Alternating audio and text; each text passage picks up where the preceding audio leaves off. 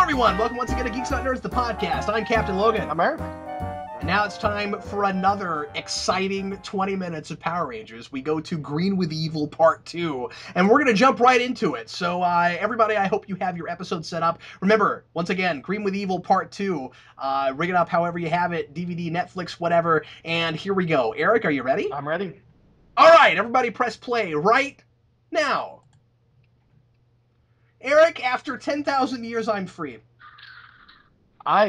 Is that what you're going to yell at the end of Spawn Year?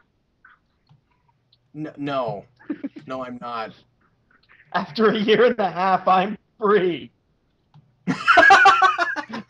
Time to conquer Earth. Let's do it.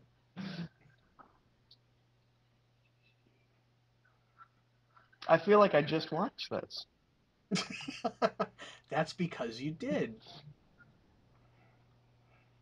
You know, do kid shows still have, like, theme songs and stuff? I think more often than adult shows. Well, adult shows don't anymore. Like the most you're going to get is, like, the title. And, you know, it's funny because as much as I complain about that, I've gotten kind of corrupted by it. Because I'm watching Dexter right now, and I'm finding myself skipping... I'm finding myself skipping past the intro all the time. I know, but it's such a great intro. It is a really good intro. So anyway, Power Rangers. Yeah. Jason's pissed. Can you say pissed on your channel? I don't know, I just did. This is going to be the commentary where I'm just going to... I've done it before. I'm just going to swear. I'll do it again. There are three writers on this one. You're watching this with subtitles, right? There are no subtitles, but yes. Okay. My subtitles spelled Zordon Zordan. I meant to double check that before we started, and I didn't. It was Zordan. They don't know how it's spelled. They've never seen it written. Well, it's phonetic. It's alien. We don't know that for sure. Oh, for a second, I was like, he's blue underneath the red? He was backwards. Man, it's almost like we didn't need to end on that really ominous note about whether we'd be able to fix Alpha or not. Yeah. Oh, Power Rangers does that a lot. And sometimes it's even worse than that. Sometimes it's like like there at least they had to fix him or something, you know? Like there's other places where it's like this horrible thing happened. No, wait, no it didn't. Never mind. Do you think Goldar's annoyed by the fact that he has nowhere to put his sword? Yeah, he's like characters in Star Trek who can't figure out where to put their phasers. Where do they put the phasers? I think Goldar... Well, and then, like, in TNG, they tried these stupid holster things, and they always fell out. But yeah, you know, Goldar kind of suffered the same fate Lord Zed did later on, where he seems really kind of creepy and ominous in these early episodes for, you know, what this is. And then later on, he gets totally wussified. I remember this sword. I want to know if there's any mythology around it, because I feel like it just shows up. That's a double. Yeah. Well, I'm not sure. I think probably so. But if you're right, that last one probably was too. But I thought we saw her face in the last one. I might be wrong though.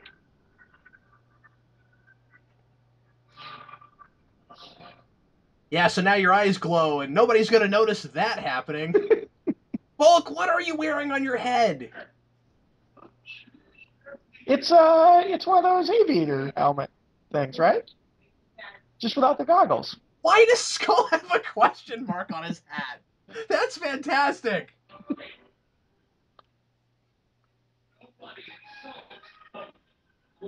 You know, as not funny as Bulk and Skull are a lot of the time, I love these actors. Oh, I think they're brilliant anti-comedy. They're funny because they're not. And they both have... Just they're having so much fun doing it. Oh, absolutely. The documentary on the DVD for Power Rangers the movie they're the only sensible people that are interviewed. They're Really? not saying, "Oh, Kimberly said it was a combination of Star Wars and Wizard of Oz." Yeah. And then you cut to Skull, and Skull's like, "Yeah, it's for the kids. It's fun." Yeah. Yeah, they know this is not super deep entertainment. They're just going along with it. I'll also give them the honor. They're the best bullies of all of these shows. I like out of like Beetleborgs and this and Oh, yeah. Well, the thing is, they set the standard. I mean, that sounds really silly, but it's like everybody else wanted to probably be them in some way, right? Like,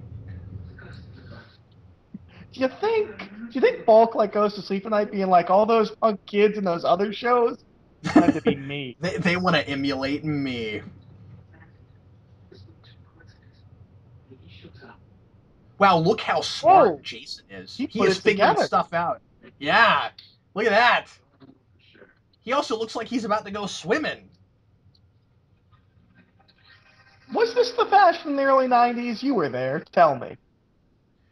Well, I don't know. At this point, I was like, what, 9? It's what So I don't I know. was Nobody, doing. nobody I knew was wearing that, but clearly Alpha is definitely a product at this time because earlier when he was like, dude, do that, he's watching Ninja Turtles just like the rest of us All right. on the viewing globe. So Tommy's eyes glow green. Do you think his dialogue bubbles are emboldened around them? That's yeah, probably so. If this was a comic book, and then Is like he people. yelling everything? How do they not know he's evil? Okay, no, so not only is Tommy wearing green, but green jeans, no less. Look, he's green jeans. Wow, that's a shirt right there. Look at that. Yeah, I know. This whole ensemble is fantastic. Do you think if somebody were to cosplay that, anybody would get it? Do you think if I just wore it to work, anybody would say anything? I think everyone would say something. Be like, and I don't think they would even say, "Oh man, that's so 20 years ago." They'd be like, "Nobody would wear that. What is that? A Swamp Thing costume?" Like, An Ultimate Dimension called they want their clothes back. like it kind of looks like a net on a It playground you're looks like supposed to his be on. grandmother knit him a sleeveless shirt. Or crocheted a sleeveless shirt. So Tommy, you've got. I mean, I know that you're totally mind controlled, and so it's hard to kind of, um, it's hard to criticize anything you do without just criticizing Rita. But really, like your strategy is not that great here. Like, okay, so I'm just gonna alienate everyone and hope they don't notice that I'm evil, even though I was totally not like this yesterday. Man, are they dancing? Yeah, Okay, just wanted to double check on that. there is a lot of Wizard of Oz with these early shows. Like, Well, she has a whole musical number in the Sentai. oh, does she really? Oh yeah, she has a whole song and everything. Well, that's probably why they were dancing. I don't think it's from this episode, but yeah. Well, maybe they just all remember that and it's catchy and it's in their heads and It they're just actually is dancing kind of around. catchy.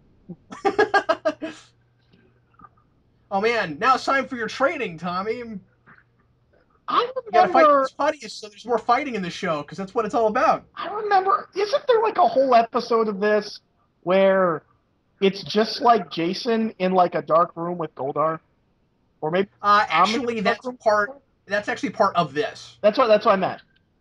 Yeah, I think yeah, Okay. I thought so. Because I've always thought that was a really cool set. it is, and then it just goes on ad nauseum. Yeah, the sync is really good. He already beat up a bunch of putties without powers? What is this proof that was a face? It's proving that Power Rangers is about watching fight choreography. That was a face. Um, yeah, okay. I never really liked the putties. Just in the like general, like I always wanted them to get to the monster. Just they're never a threat. No, they're not at all. And the whole point of them is to show these actors showing off that they can punch things. Well, they're in the Sentai. That's not like our creation. But apparently we got a No, couple of the costumes just keep doing them. well, I know that, but I think that's kind of what they're used for in the series for the most Oh yeah. part. Because otherwise, why don't we morph when we fight them? Oh, and they absolutely are used for that in later seasons. They do a lot of that in later seasons. Wow, that's lightning, man. Why does he Yeah, just use that on the like just walk I up don't to him know. in the juice bar and just bam, That lightning. that'd be the end. Well, you kind of gotta wonder that throughout all of Power Rangers, right? I mean, Nope, like this is the first time it's ever occurred to me. these are villains. Were you being A facetious? little bit. These are villains who seem to have like a really honorable code Oh, they're omnisentient, because and they never once they attack their can home. always up on their moon base look through binoculars or something and see where the Power Rangers are at any given point, but they never like attack them at home or go after their parents. Oh man, is he in his coin? I think so. I would just do that to everybody. There we go. This is the cool set I like. Man, I want to have a room that looks like this in my house. You should totally do that and I'm, see what people say about that when they come over. So what's this room for? Well, this is the room where I kidnap people and make them fight Goldar. now get in there. Now get in there. No, they'll just be like, where's the bathroom? I'm like, that's second door on the right. That's not Why a do you have all this bathroom. dry ice? Second door on the Why is there all left. this dry ice down this hallway? Is dry ice dangerous? Can't you burn yourself with that? No, I don't think so. Maybe it's just a fog machine. God, those are really cool little faces that glow. How do I you make like how that? I like how they've completely contrived this rivalry between Tommy and Jason, where it's just like Tommy hates Jason because he's the leader of the Power Rangers, No, he and hates him Jason because hates he's a former Tommy martial artist. because he's.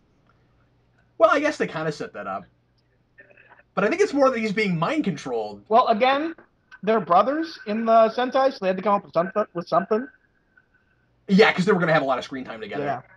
Yeah, that's a good point. Um, It is kind of fun, I guess, that they opened with a fight between them. But the problem is Tommy is, and I mean, I don't mean to criticize this too much on a story level because I get what it is, but if still. we're gonna do that, can we start with the flying car?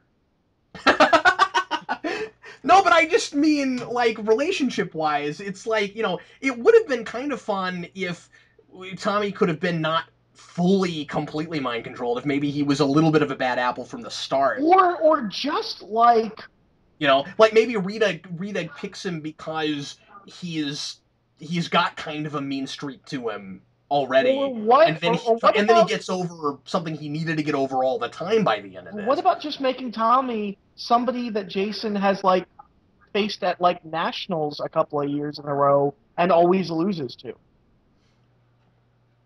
Just And then he could actually be green with envy.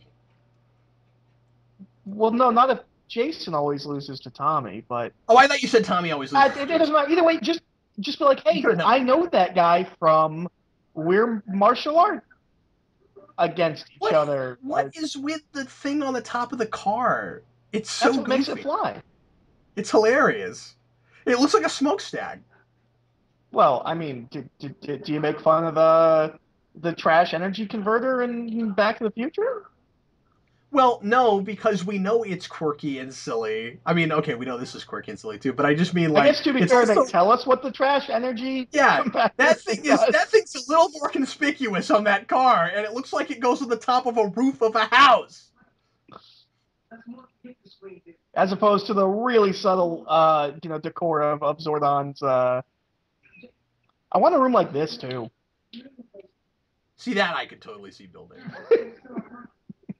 Like who wouldn't want a room like this? Like when we were little kids, we were you like me where you just always dreamed about having some kind of like super awesome souped up command center? Oh, absolutely. 'Cause I sure did.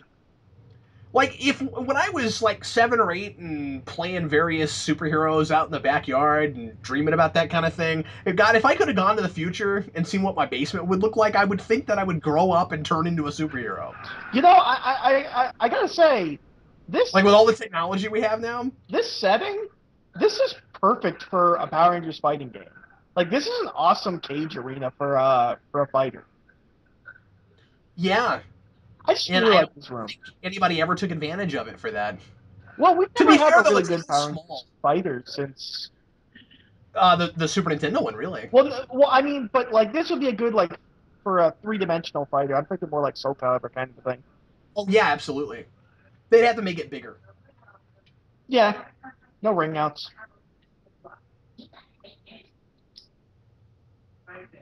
But no, the Megazord fighter on Super Nintendo was fantastic.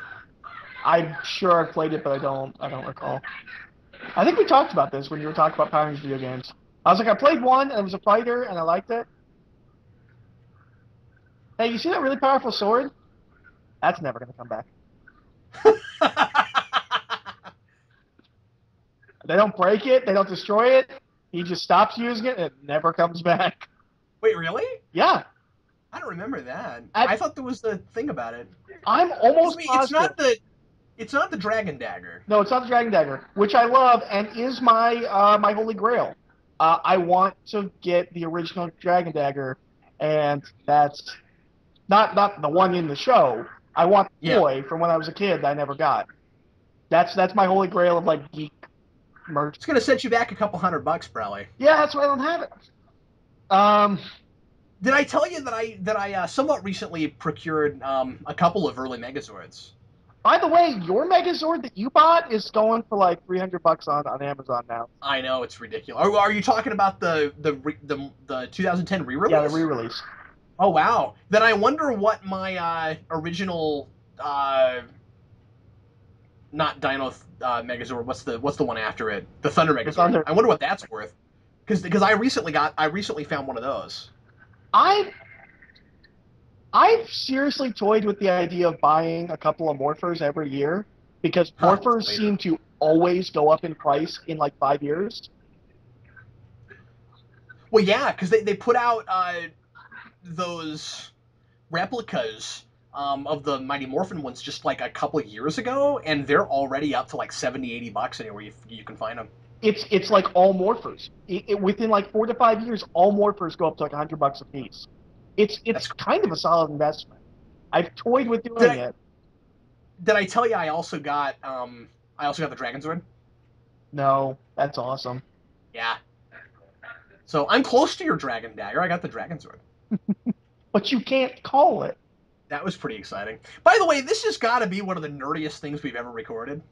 I don't know about that. We Well, we I'm do a just saying, weekly podcast on a TV show based on Green Arrow. well, no, I know that, but I'm just saying, like, I used to, yeah, but there's some solid storytelling there. I Nerdy used to doesn't mean feel, good. I used to feel weird about telling anybody that I knew anything like this much about Power Rangers. Then here we are doing I know so commentaries much on more it. than you do about Power Rangers, so don't feel bad. Well, no, you do, but